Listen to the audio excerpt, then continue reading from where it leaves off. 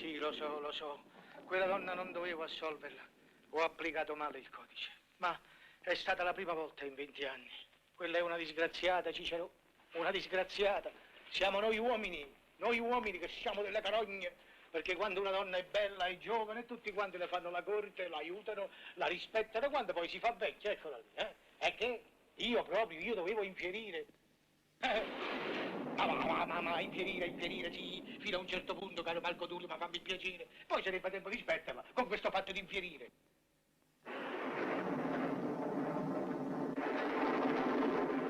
Lo so, Cicerone, lo so tu che cosa pensi di me.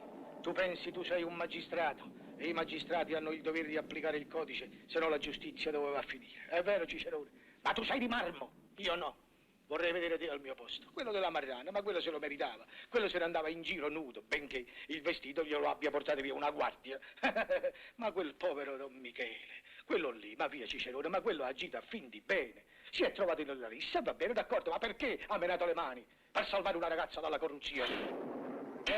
Sì, va bene, tu dici all'epoca mia, ma all'epoca vostra, caro Cicerone, voi altri magistrati, all'epoca della Roma dei Cesari, voi eravate riveriti, eravate rispettati, arrivavate al foro nelle bighe, perché avevate le bighe. Avevate le bighe, sì, avevate la biga. Tu poi, caro Marco Tullio, tu avevi anche la Villa Formia, stai zitto che ce l'avevi, non negare, mi sono informato, abbiamo indagato.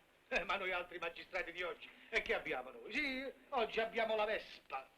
Io poi non ho neanche una zanzara. Se non prendo il tram mi tocca andare a piedi. È facile dire condannare, condannare. A chi? Cicero, a chi? A chi? Fammi il piacere, qui c'è gente, Cicerone. Tu non lo sai che per la fame si mangia i gatti.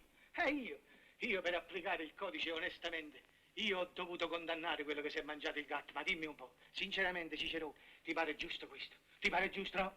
Non credo, non credo. Perché vedi, condannare un criminale è facile, condannare il mostro di Londra, la saponificatrice.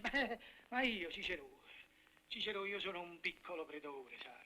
Io devo giudicare la piccola gente, gente costretta a vivere nel mondo di oggi. Ah, dimmi perché tu, nel mondo di oggi, tu sapresti dire chi ha torto e chi ha ragione. Ma fammi il piacere, Cicero, senti, vuoi che te la dica francamente?